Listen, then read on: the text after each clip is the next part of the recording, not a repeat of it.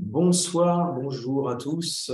Bienvenue pour notre réunion mensuelle chez Finaltis. Bruno Bernstein et moi-même, Denis Baudouin, au nom de toute l'équipe Finaltis, sommes ravis de vous retrouver. Comme chaque mois, on est le 16 février, nous sommes ici à Paris sur les Champs-Élysées en un magnifique jour de grève, aucune originalité. Commençons tout de suite notre réunion mensuelle, donc l'avertissement. Voilà, alors les performances, elles sont arrêtées là sur ce transparent au 31 janvier. Les marchés, vous le savez, ont connu un très fort rebond avec les marchés des grandes valeurs américaines qui ont gagné 6,2%, l'Eurostoxx 6,7% et le Nasdaq loin devant après une année 2022 difficile qui fait un très fort rebond, 10,6% sur le mois de janvier. Nos fonds rebondissent très fortement et autant que possible amplifient cette hausse. C'est le cas, par exemple, par rapport au Nasdaq de Finaltis Digital Leader, plus 13%. Finaltis Titan, notre fonds flexible d'action mondiale de croissance résiliente, plus 9,5%. Finaltis Fusion Beta, notre fonds quantitatif sur les actions de la zone euro à faible volatilité, 6,9% en hausse. C'est le fonds sur les minières aurifères, presque 10% de hausse sur le mois. Voyons maintenant le mois de février. Il continue, sauf sur les minières aurifères, la tendance de janvier avec des marchés qui sont là encore en hausse très significative, toujours emmenés par le Nasdaq à près de plus 5%. Ces chiffres sont arrêtés à hier soir, 15 février. Finaltis Titan est en hausse de plus 1,3% sur février, et donc à près de 11% depuis le début de l'année. Finaltis Fusion Beta surperforme depuis le début du mois de février à plus 2%, plus 9% depuis le début de l'année. Finaltis Digital Leader continue sur sa lancée. On est à plus 20%, c'est un petit peu au-dessus sur ce fonds de valeur digitale. Et le mois de février, lui, est en revanche très défavorable aux minières aurifères. On en parlera en fin de réunion avec une performance ramenée en territoire négatif depuis le début de l'année de moins 1%. Alors, si on se compare dans l'univers, l'année dernière avait été difficile pour nous. On ne va pas comparer tous les fonds, on parle simplement de Finaltis Titan, donc les valeurs de croissance résilientes, qui sont les cœurs de nos portefeuilles, notamment nos portefeuilles patrimoniaux. Le fonds Finaltis Titan fait un très très bon début d'année et rattrape une partie du retard de l'année 2022. Les valeurs de croissance sur l'année 2022 ayant particulièrement souffert et les valeurs qui nous intéressent parmi les valeurs de croissance ayant particulièrement rebondi. On y reviendra, Bruno et moi, au cours de cette présentation. Donc, depuis le début de l'année, la surperformance est de plus 6,4% pour Finaltis Titan par rapport à sa catégorie Cantalis, qui compte pratiquement 1500 fonds. Et sur un an, on revient en territoire de surperformance. Et sur 5 ans, on est très nettement en territoire de surperformance, plus 12% de surperformance. Alors, avant de commencer notre réunion, et puisqu'aujourd'hui, en France, en tout cas, c'est un jour de grève, on proteste sur une réforme des retraites qui, on le sait, nous qui sommes des investisseurs, vous l'êtes, nous sommes, nous savons que la France a absolument besoin d'assainir ses comptes publics, et en l'occurrence, il est indispensable qu'on démontre une capacité à réformer, même si c'est une réforme qui est, il faut le dire, d'un point de vue financier, d'une ampleur assez faible, n'en déplaise à ceux qui manifestent. Donc, on a absolument besoin de ça. Pourquoi? Parce que les marchés financiers ne pardonneront pas à terme, surtout dans un monde où la fébrilité est un peu plus importante, avec des taux plus élevés, une incapacité éventuelle à se réformer. N'oublions pas que, bien entendu, on le sait, l'argent magique n'existe pas, mais l'argent public n'existe pas non plus. À la fin de la journée, c'est le vôtre, c'est le nôtre, c'est l'argent de tous les contribuables. Et si aujourd'hui on le dilapide de façon inconvenante ou inconséquente, eh bien, on finit par le payer. Et si ce n'est pas nous qui perdons, ce sont nos enfants. En tout cas, nous en avons besoin pour assainir les finances publiques. Et Margaret Thatcher le rappelait dans les années 80, il n'y a pas, ça n'existe pas l'argent public. C'est l'argent des contribuables que nous sommes. Alors, depuis le début 2023, un retour du bull market, point d'interrogation. Il y a assurément un rebond, pas seulement sur les actions, puisque on va en parler. Chez Finaltis, on investit beaucoup au cœur de nos portefeuilles sur les marchés d'actions, pas toutes les actions, bien sûr, mais en tout cas, on aime beaucoup les titres de propriété que sont les actions, et encore plus dans un univers un peu plus inflationniste tel qu'on le connaît aujourd'hui. Mais d'autres marchés sont concernés. Si on regarde le marché d'échange, eh bien, depuis mi-octobre, en fait, on a une inversion de tendance de moyen long terme. Là, on a affiché le dollar yen, et c'est la même chose sur le dollar euro.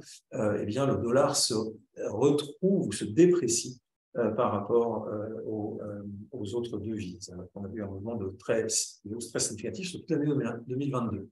Si on passe à présent sur le marché de la dette, là, on fait figurer les dettes obligataire américaine, l'État américain à 10 ans, eh bien, on voit qu'on a une stabilisation, un léger repli par rapport au pic qu'on a connu du rendement des obligations d'État américaines à 10 ans, qui est à 4,24 au 24 octobre dernier, et qui est autour de 3,6 aujourd'hui. Si on va maintenant, on revient de notre côté de l'Atlantique, donc notamment dans la zone euro, il y a quand même quelque chose qu'il faut absolument surveiller. On est certes une zone monétaire, mais les dettes publiques ne sont pas de même ampleur rapportées aux richesses, aux créations de richesses nationales. Et si on prend donc le spread entre les taux 10 ans allemands et les taux 10 ans italiens, eh bien on voit une forme d'apaisement par rapport au pic de fin septembre, avec 250 points de base de spread. On est plutôt autour de 180 points de base, qui marque une moindre crainte des marchés quant à une fragmentation de ce marché de la dette de la zone euro. Si on regarde sur les différentes classes d'actifs, on fait un peu de cross-asset, regardons les obligations comparées aux actions, comparées au change, eh bien, on voit que l'indicateur de la peur, ce que certains appellent l'indicateur de la peur, donc la volatilité, si on le mesure sur ces différents actifs, eh bien, tous ces indicateurs Hop là, on n'a plus de micro. On n'a plus de micro.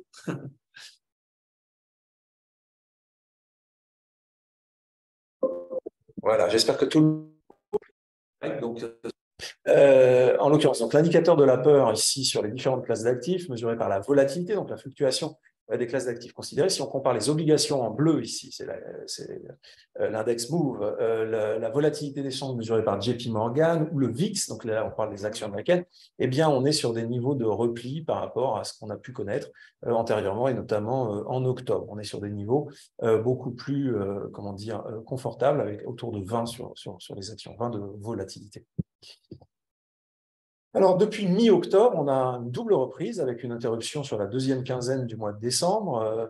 Aujourd'hui, on pourrait essayer de tenter de dire que cette dernière quinzaine, qui était très désagréable pour nous investisseurs, c'était une respiration. On a connu quand même deux beaux rallyes haussiers, en tout cas de beaux rebonds, avec un Eurostock 50 qui a fait plus 26% sur la période depuis mi-octobre à la fin de l'année et qui a fait de nouveau depuis le début de l'année sur 6 semaines plus 12%. Et on observe la même chose tant de l'autre côté de l'Atlantique que d'une manière générale dans le monde, plus 17% sur le MSCI World, plus 8% depuis le début de l'année sur le MSCI World. Alors, au sein de ces equity, de ces indices, pardon, que s'est-il passé? Voilà, donc on est parti des marchés les plus liquides et les plus profonds qui sont les devises et les obligations. Et petit à petit, on descend. Donc, on a vu les indices actions et à l'intérieur des indices actions, effectivement, les secteurs. Donc là, c'est depuis le 1er janvier, cette fois-ci, et ce sont les secteurs du S&P 500. Et là, on voit qu'il y a une dispersion très impressionnante puisqu'entre l'auto et la boisson, on est déjà, l'année a à peine démarré, on a déjà 70% d'écart entre ces deux secteurs ou entre voilà, film et divertissement et alimentaire, on est presque à 40. La raison, c'est que bien sûr, il y a des valeurs à l'intérieur de ces secteurs qui bougent beaucoup dans l'automobile. Ça ne vous surprendra pas, c'est Tesla qui a une market cap qui dépasse celle de tous les constructeurs concurrents réunis et qui est en hausse de plus de 70% depuis le début de l'année. Et puis dans les boissons, toutes les boîtes de spiritueux, le food, la pharmacie fait un début d'année très difficile. Donc si sur la slide suivante, on descend encore d'un cran, là on rentre directement sur les valeurs. Donc, on voit qu'il y a des écarts très impressionnants, encore plus impressionnants que sur les secteurs, avec en l'occurrence des valeurs qu'on aime bien dans les deux catégories, dont le modèle nous plaît. On adore Nextera qui est à moins 12 en year-to-date parce que c'est le grand leader mondial des énergies nouvelles, de l'éolien et du solaire. Voilà.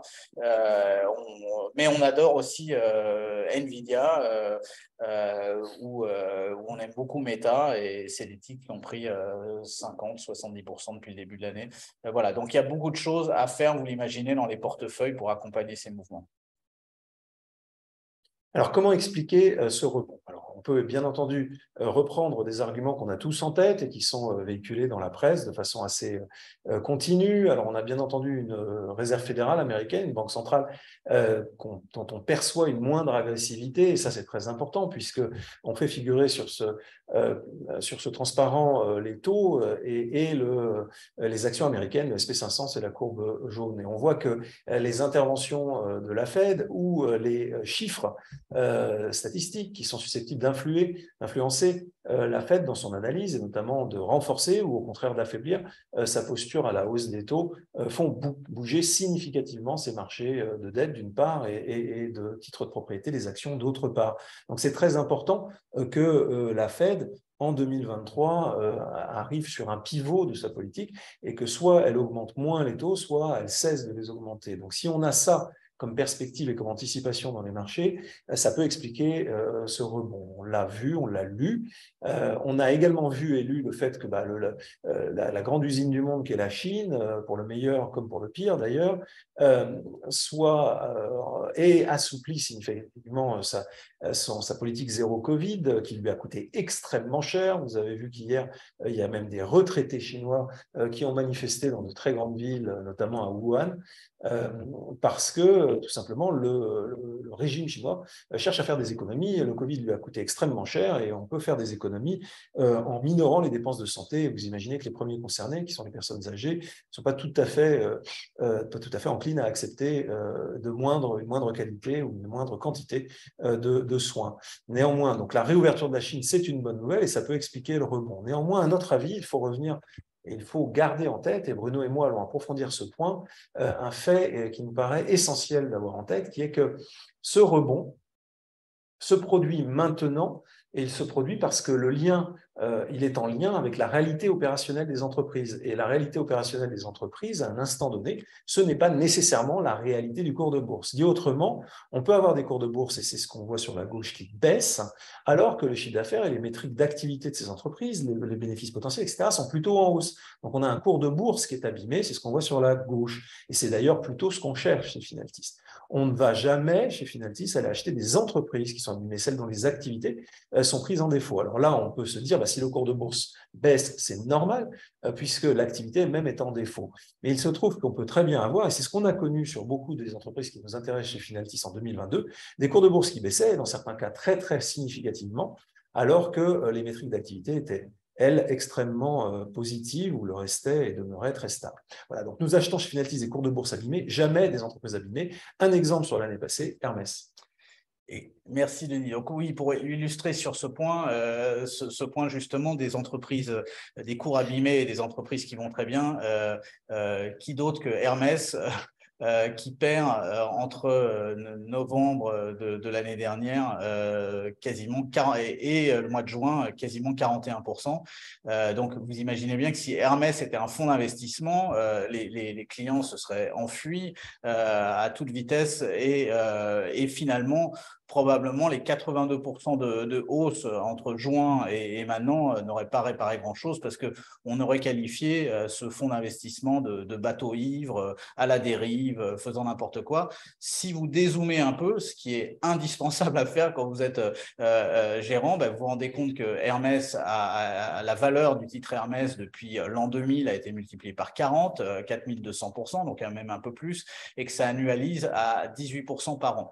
Donc, c'est vraiment le cœur de notre travail, c'est d'aller trouver des entreprises qui vont très bien et d'arriver à absorber, ça fait mal à l'estomac parfois, de la volatilité très, très importante. Donc là, savoir combien vaut Hermès, c'est très compliqué, c'est ni un art ni une science. Il n'y a pas un spreadsheet Excel qui va résoudre le problème et donc là on fait notre possible, donc on a acheté Hermès pas à 970 €, mais un petit peu plus haut, pas tout, autour de 1100, hein, c'est sur ces niveaux-là qu'on a constitué nos lignes dans les mandats et dans les fonds, et on l'a vendu à 1730 récemment en espérant la racheter dans de meilleures conditions. En revanche, ce qui n'est ni un art ni une science mais uniquement du travail, c'est de comprendre la société, de comprendre ses perspectives et nous, on accepte de se tromper éventuellement sur le timing, mais jamais sur la qualité des entreprises.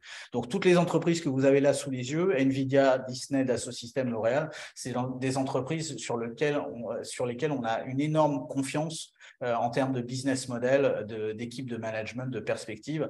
Et pourtant, là aussi, à l'image d'Hermès, on a eu des mouvements incroyablement violents qui ne reflétaient pas du tout l'état du compte de résultat. Un des bons exemples, c'est Nvidia, donc 91% de croissance du bénéfice par action et une baisse de 50% l'année dernière. Cette année, en réaction, je dirais, à cette très très forte explosion de business l'année dernière, le BPA va un peu marquer le pas et il va reprendre en hausse probablement en 2024 avec déjà dans les tuyaux des anticipations autour de plus 30, plus 40. Mais le rattrapage de 52% de Nvidia en début d'année n'est pas vraiment une surprise. De même que sur Disney, qui fait une très bonne année 2022 et qui pour autant arrive quand même à perdre 44%. Voilà, donc on ne va pas détailler tout ce tableau, mais l'idée à retenir, c'est que notre travail, c'est vraiment de trouver des machines opérationnelles remarquables, des machines à fabriquer du résultat, du bénéfice par action, et généralement sur la durée, ça se passe bien. Donc comment trouver ces machines? En regardant le business, il faut même aller au-delà du compte de résultat et réaliser par exemple que Apple bien sûr fait des téléphones, mais la grande richesse d'Apple, c'est les services. Pourquoi? Parce que c'est de la récurrence et aujourd'hui, il y a plus près d'1 milliard d'abonnements chez Apple à la musique, à des services de santé, à du cloud. Il y a chez Alphabet, donc la holding qui regroupe toutes les marques donc Google, YouTube et pas mal d'autres. Il y a 14 fois le nombre d'habitants sur Terre qui vient faire une visite unique sur Google pour faire du search ou sur YouTube tous les mois. Voilà. Et sur Tesla, qui est une société qui a été très chahutée en bourse aussi l'année dernière, les chiffres sont têtus et ils sont remarquables en l'occurrence, puisqu'on a dépassé cette année la production automobile de Renault, mais on est sur des niveaux de croissance qui n'ont rien à voir, puisqu'on devrait s'approcher des 2 millions de véhicules l'année prochaine et surtout sur des niveaux de marge, mais vous le savez tous, qui sont absolument remarquables. Donc, on en revient au grand classique, à des gens qui nous inspirent chez Finaltis. Donc, on vous parle souvent de Warren Buffett. Ce mois-ci, on avait envie de vous parler de Peter Lynch, qui est un investisseur et un gestionnaire chez Fidelity du fonds Magellan, un gestionnaire mythique qui a fabriqué un fonds mythique, puisqu'il l'a récupéré avec une vingtaine de millions d'euros et il l'a emmené à plusieurs milliards. Et ce que nous explique ici Peter Lynch, c'est qu'on perd beaucoup de temps, en fait, beaucoup d'énergie à vouloir timer le marché et qu'on ferait mieux de occuper notre temps à trouver des belles entreprises. Voilà, et c'est ce que modestement on essaye de faire nous chez Finaltis. Alors, la question qu'on peut se poser, on a un rebond, pourquoi maintenant? On a essayé d'expliquer pourquoi maintenant, et on pourrait ajouter le fait qu'en début d'année, on remet beaucoup de compteurs à jour, et effectivement, on réalise que la puissance bénéficiaire, la puissance des BPA de ces entreprises, si on la couple avec la baisse du cours qu'on a connu en 2022, eh bien, il y a quelque chose qui est incohérent. Donc, quand on remet les compteurs à jour, il n'est pas totalement aberrant que ce soit produit en début d'année, alors qu'on remet ces compteurs à jour, que la prise de conscience intervienne, même si, on l'a vu, la prise de conscience, dans certains cas, pour Hermès, avait déjà commencé en cours de l'année 2022. Et maintenant, en 2023, il y a un certain nombre d'éléments qu'il faut garder en tête. Alors, c'est toujours difficile d'annoncer des bonnes nouvelles et de considérer que ça peut être un risque. Là, en l'occurrence, les chiffres du chômage sont au plus bas depuis 53 ans aux États-Unis. C'est quand même une bonne nouvelle. Ça veut dire que l'économie américaine continue à extrêmement bien fonctionner malgré la hausse des taux. Mais du point de vue des marchés financiers, ça peut être considéré comme une nouvelle moins bonne parce que ça peut renforcer la Fed dans son envie de poursuivre cette hausse des taux à un rythme qui ne serait pas tout à fait satisfaisant pour les marchés financiers. Donc, c'est un risque du point de vue de l'investissement, même si c'est une bonne nouvelle pour l'économie. La volatilité du 2 ans, donc les taux d'État, les emprunts d'État à 2 ans, réagissent très fortement dès qu'il y a une décision de la Fed. Donc, en l'occurrence, on est sur quelque chose qu'il faut bien intégrer, c'est qu'une erreur de communication ou à défaut un changement de pied ou une inflexion de la Fed, c'est immédiatement interprétée par les marchés, à tort ou à raison, parfois même à tort à court terme et à moyen terme mieux réappréciée, ou l'inverse. Donc la politique monétaire et la communication sur cette politique monétaire sont absolument essentielles et vont continuer à créer de la volatilité. Alors, on l'a, Bruno, je ne sais pas si tu... Oui, en fait, c'est bien sûr, comme on le voit sur les slides précédentes, on n'est pas sorti de l'auberge, puisque avec un marché de l'emploi si dynamique, l'inflation peut continuer à nous embêter un certain temps. En revanche, on voulait attirer votre attention sur un point qu'on voit très peu dans la presse aujourd'hui, qui sont les effets de base. Donc l'inflation, en fait, elle se mesure par rapport à une référence, et la référence, c'est l'inflation d'il y a un an. Le fameux CPI, en fait, c'est une moyenne des inflations qu'on a eues depuis un an. Donc, le CPI, il y en a deux. Il y a un yearly, donc en fenêtre glissante annuelle, et puis il y a un month on month. Donc, on vient d'avoir celui de janvier, et vous voyez que si on regarde les chiffres en janvier, en début d'année 2022, on arrive dans des mois où le CPI a été en très forte hausse aux États-Unis. Ça veut dire que février prochain, février 2023, va être comparé à un février à 0,7, et que surtout, mars 2023 va être comparé à un mars 2022 qui était très très fort, avec 1% de hausse de taux sur le mois.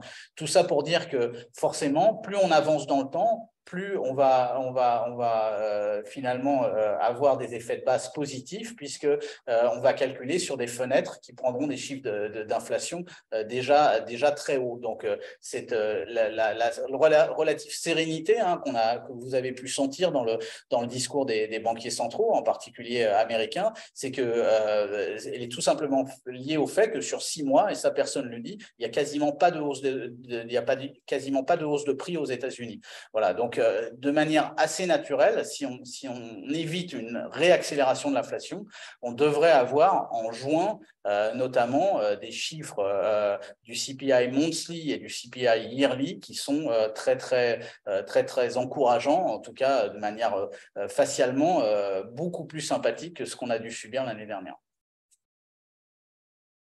Voilà, donc tout ça nous crée beaucoup d'opportunités dans les portefeuilles. On va le détailler fonds par fonds, mais vous l'avez compris, le gros mouvement qu'on met en œuvre en ce début d'année, c'est de garder nos positions sur le digital, mais de les écrêter pour ne pas laisser le portefeuille se déformer et se retrouver avec une poche de digital qui monterait de 20 à 40% de notre fonds, et de réallouer cet argent sur des titres qui nous paraissent avoir beaucoup de valeur et beaucoup de retard qu'on trouve dans le domaine de la pharma, du food ou du healthcare.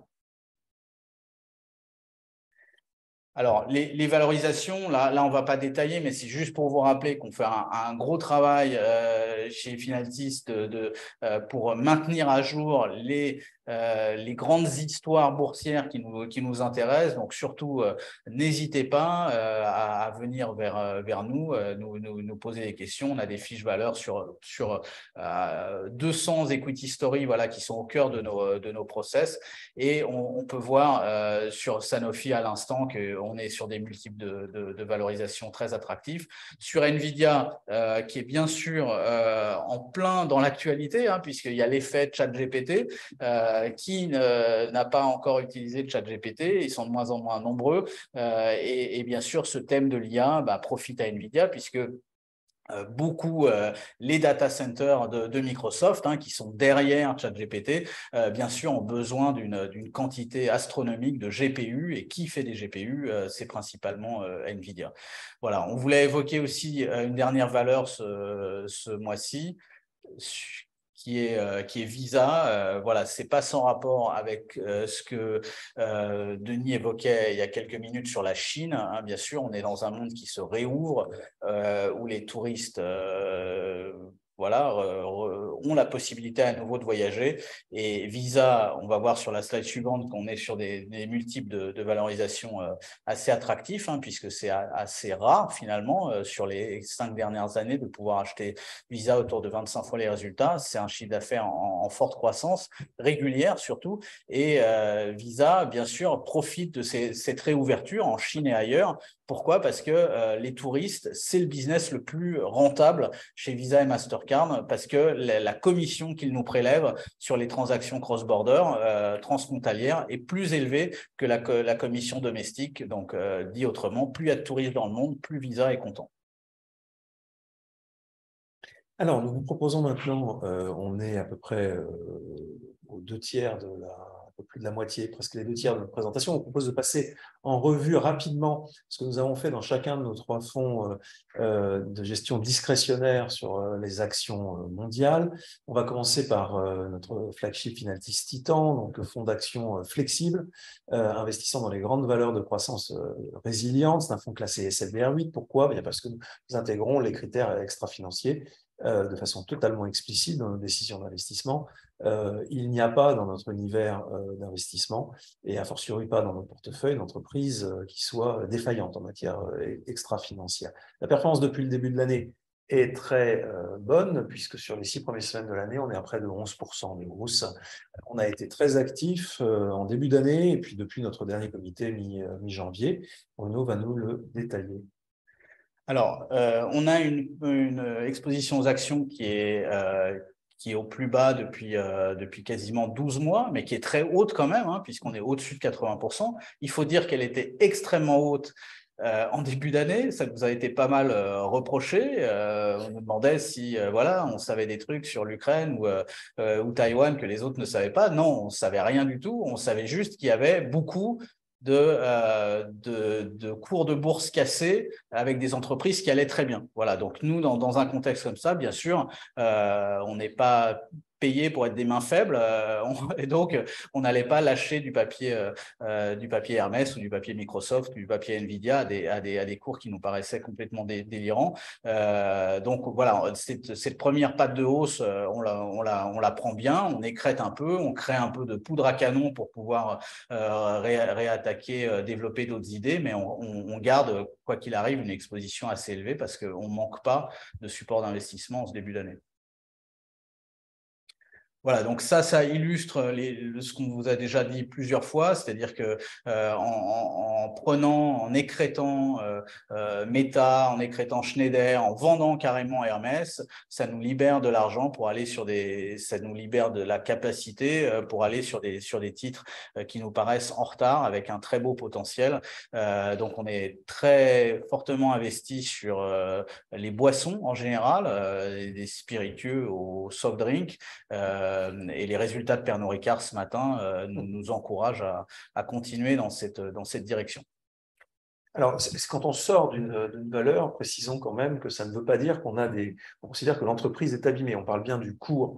Quand on sort, ça veut dire que là, le cours nous semble riche par rapport à la valeur intrinsèque. Ça ne veut pas dire que l'entreprise en elle-même présente des problèmes. Quand une entreprise présente des problèmes de notre point de vue, elle sort carrément de l'univers d'investissement. C'est le cas d'aucune des valeurs dont on ait écrêté le titre, bien sûr, et pas de plus celle dont on soit purement et simplement sorti. Ce qui illustre ça, c'est que Hermès est à 52 fois les résultats et on n'est pas très à l'aise à l'idée de vous présenter le mois suivant que Hermès a beaucoup baissé en retombant à 40 fois les résultats. Bon, on sait que ce qui est beau est cher, hein, mais là, c'est redevenu très cher. On avait pu acheter du Hermès à moins de 30 fois.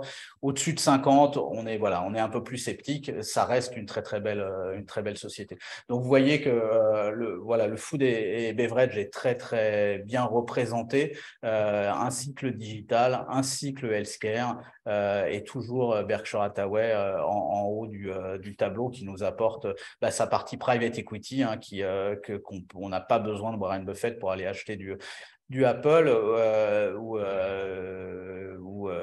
n'importe quelle autre société de la partie cotée de son portefeuille. En revanche, on ne peut pas se passer de lui pour ce qui fait la moitié de la valeur des 600 milliards de la market cap de Berkshire Hathaway, qui sont des actifs aujourd'hui non cotés en bourse.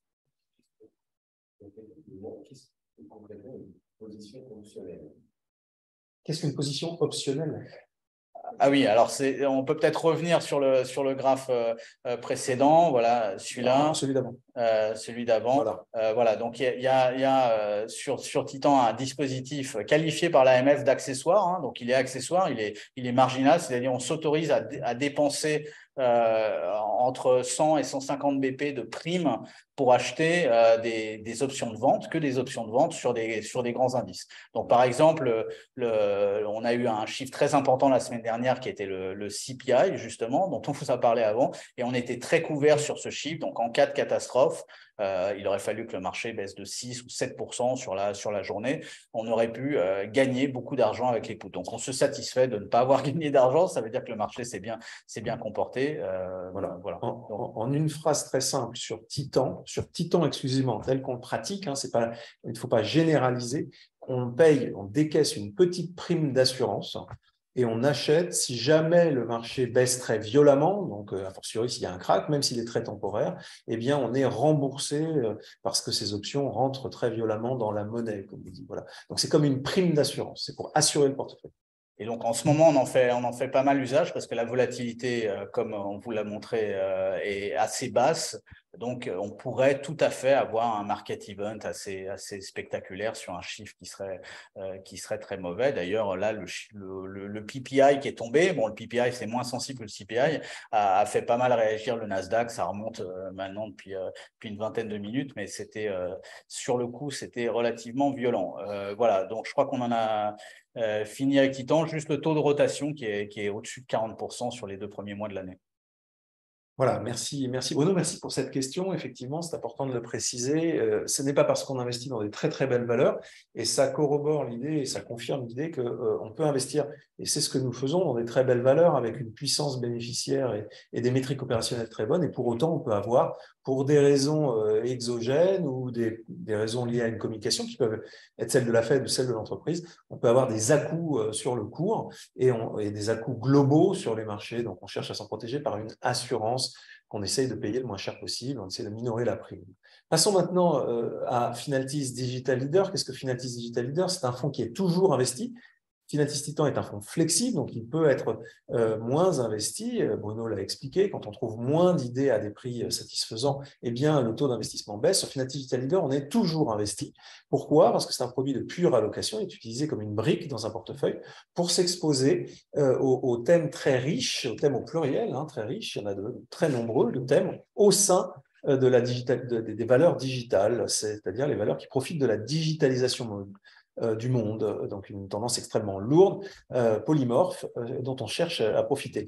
Et on cherche à en profiter en tant qu'investisseur. Pourquoi? Parce que sur le moyen long terme, ça crée une surcroissance. Ces entreprises, parce qu'elles innovent, parce qu'elles viennent au marché des consommateurs, avec des nouvelles idées qui vont révolutionner, eh bien créer de la surcroissance et à terme créer un enrichissement accéléré. Au cours de l'année 2022, ça n'a pas fonctionné. Ces valeurs ont été particulièrement sanctionnées au sens boursier du terme, puisque les taux montants, eh bien, leur cash flow futur, dans leur valeur actuelle, se sont dépréciés. Mais depuis le début de l'année, eh bien, ces valeurs ont fortement rebondi, ce que reflète la performance de Finaltis Digital Leader, qui est à plus de 20% de hausse sur les 6 premières semaines de l'année. On a là aussi, d'une manière différente à Finaltis Titan, on a été très actif. Voilà, donc on a été actif sur les titres que vous voyez s'afficher là. La seule vente complète de ligne, c'est Workday, qui est une société très intéressante, mais qui a beaucoup rebondi. Et il nous paraissait intéressant d'aller sur des sociétés dans le digital qui étaient un peu en retard en ce début d'année. Je pense à Accenture qui a du mal à rebondir, Apple, on a aussi regardé sur le mois d'Asso Systèmes. Voilà, et on a écrété également Nvidia, Meta et Netflix, puisque sur ces 3 titres, la hausse est tellement violente que si on avait gardé la totalité de la pause en place, si on s'était laissé griser par la hausse, on se retrouverait avec des positions sur ces titres-là bien trop importantes. Donc voilà, il y a toujours un overlay de gestion de risque qu'on applique systématiquement, et là sur tous nos fonds. Donc, sur Digital Leader, vous voyez qu'on essaye d'être diversifié au plus possible, le plus possible, même si on est sur un fonds 100% digital. Donc, vous avez du tourisme avec Booking, vous avez du conseil aux entreprises avec Accenture, vous avez des semi-conducteurs, vous avez de la création visuelle avec Adobe ou des logiciels professionnels avec Dassault Systèmes. Donc, voilà, normalement, le fait d'être comme ça diversifié diversifier dans les sous-thématiques digitales nous permet d'avoir un retour plus sympathique pour l'investisseur. Alors quand, comme dans l'année 2022, tout le digital est vendu, cette diversification est un peu dure à mettre en œuvre, mais dans des régimes de marché un peu plus normaux, ça nous aide beaucoup. Alors, Finatis Digital Leader, pour en conclure, a une grande particularité, c'est que nous n'investissons que dans des entreprises, vous le voyez, qui sont rentables.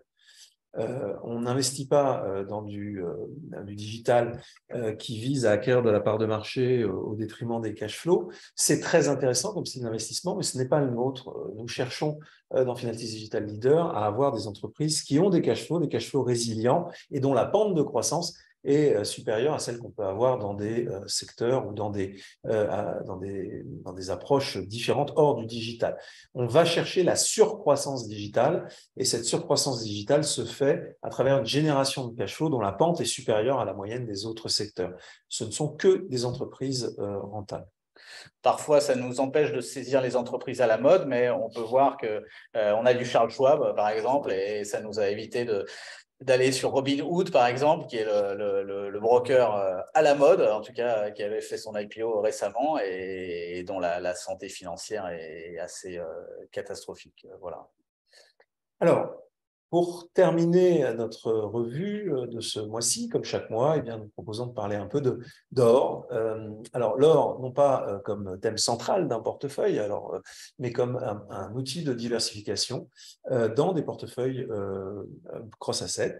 Et ici, la proposition qui est faite à travers ce fonds, c'est d'investir dans les minières aurifères. Donc, il s'agit bien d'entreprises, il s'agit bien de titres de propriété, puisque ce sont des actions, et donc de titres de propriété qui vont se valoriser si c'est bien géré, bien sûr, c'est une entreprise, et si le cours de l'or monte. Donc, il y a non pas une indexation au cours de l'or, pas du tout, mais il y a une sensibilité très claire, très forte, un bêta, diraient certains, au cours de l'or. Et on cherche à bénéficier au mieux de cette éventuelle hausse de l'or qu'on pourrait connaître en allant acheter des entreprises dont les qualités opérationnelles, financières et extra-financières les mettent relativement à l'abri, on n'est jamais totalement à l'abri, mais les mettre relativement à l'abri des mauvaises surprises. Et les minières aurifères, l'extraction minière, d'une manière générale, peut donner lieu à très mauvaises surprises. Il y a des accidents, il y a des expropriations selon les endroits où on est extrait, et il y a parfois carrément des problèmes d'exploitation, puisque c'est un métier complexe. Donc, ce que nous cherchons à faire ici, c'est à investir dans des minières aurifères qui ont cette capacité à préserver